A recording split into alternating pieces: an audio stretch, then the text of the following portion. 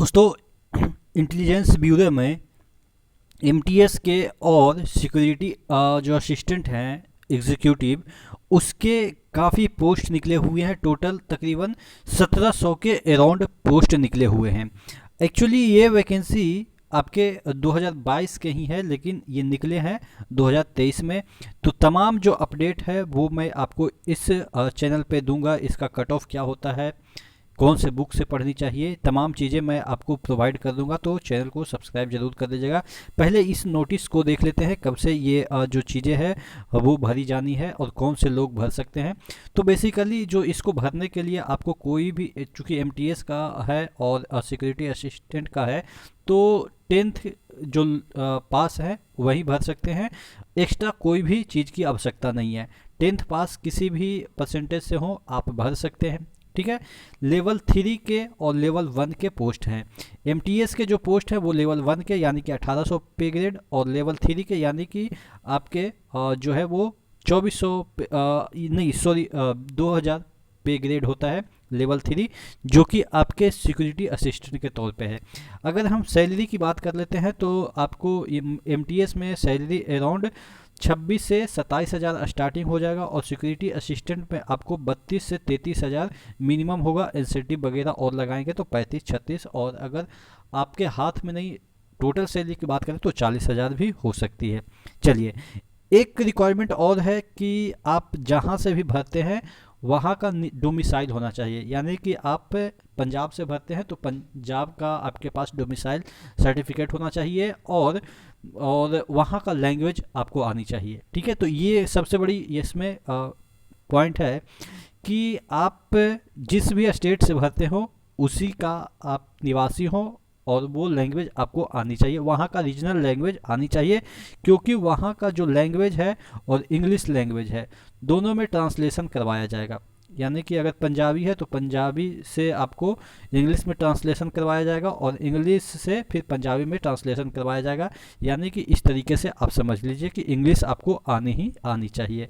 यानी कि बोलने आनी नहीं चाहिए, लेकिन कम से कम ट्रांसलेशन आप, कोई सपोज कोई कह रहा है कि हम यूपी से हैं, बिहार से हैं, तो राम जाता है ये हिंदी में लिखा रहेगा, आप इसको इंग्लिश में लिखेंगे कि राम गोज, या जो भी होता है। ग्रामेटिकली उतना मायने नहीं रहता है, लेकिन आप ग्रामेटिकली तो मायने रखता है, लेकिन उतना भी नहीं कि आपको कुछ भी नहीं आता हो, ठीक है। और उसी तरीके से राम गोज अगर लिखा रहेगा तो इसका मतलब क्या होता है हिंदी में, अगर यूपी से है या बिहार से है तो वो भी आपको ट्रांसलेशन करके लिखना है। 500 वर्ड रहेंगे, एक क्या रहेगा, पैराग्राफ 500 वर्ड के रहेंगे, ठीक है। तो इस तरीके से इसमें आपको खोजा गया है।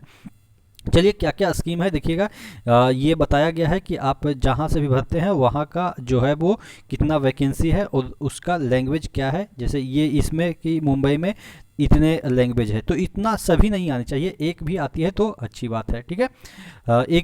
एक से ही काम चल जाएगा, ठीक है। अब देख लेते हैं और क्या क्या चीज़ें इसमें दे रखी है।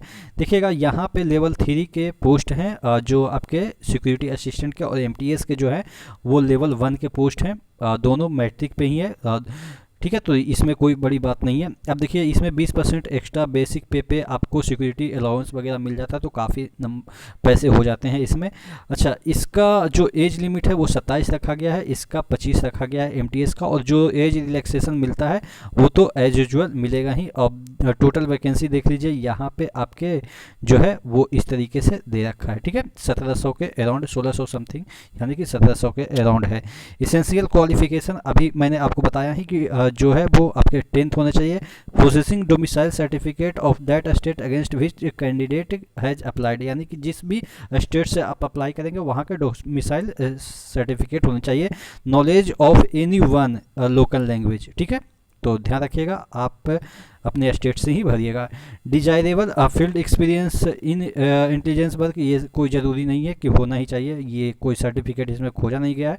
चलिए, और अगर हम बात कर लेते हैं कि इसका एग्ज़ाम कैसे होगा, तो देखिए, अगर हम बात करें जो एग्ज़ाम है, तो सबसे पहले तो आपका जो जॉब होगा वो कहीं भी इंडिया के किसी भी कोने में आपका जॉब होगा। एग्ज़ाम होगा टायर 1, टायर 2 और टायर 3 होंगे। देखिए, जो एमटीएस वाले हैं उनके लिए टायर 3 नहीं है, टायर 1 और टायर 2 ही है।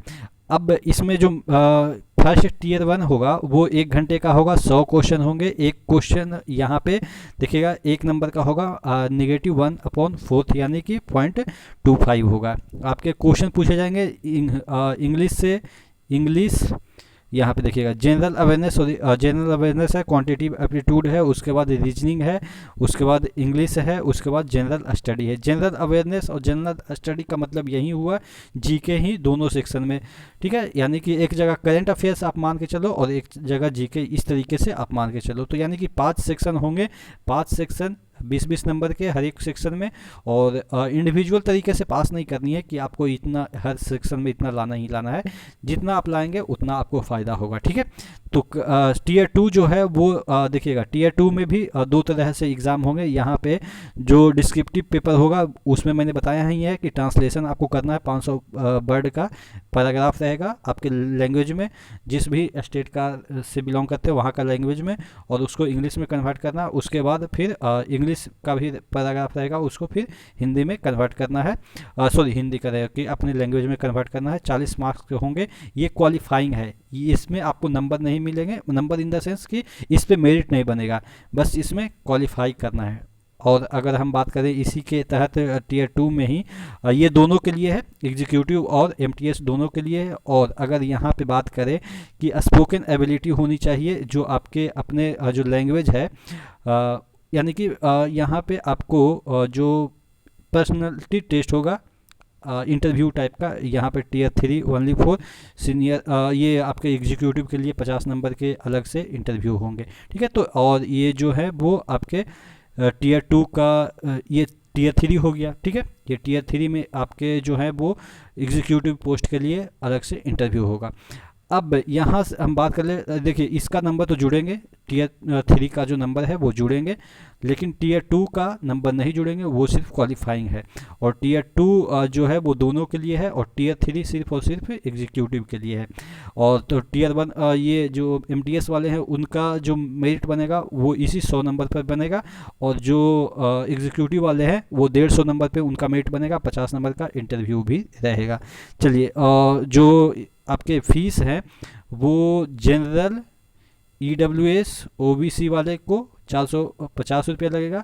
बाकी जितने भी लोग हैं, ये मेल का फीमेल सभी का 50 रुपया, एससी एसटी और जो एससी एसटी के मेल हैं उनको भी 50 रुपया, और जितने भी फीमेल हैं ऑल कैटेगरी से, जनरल से भी, तो उनको 50 रुपया लगेगा। चलिए, तो ये चीज़ थी जिसे आप जल्दी से इस फॉर्म को भर लीजिए, क्योंकि इसमें ज़्यादा समय दिया नहीं गया है।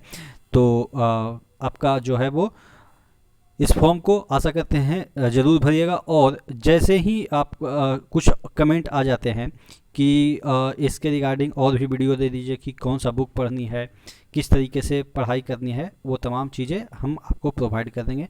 तो नेक्स्ट वीडियो में मिलते हैं, तब तक के लिए जय हिंद।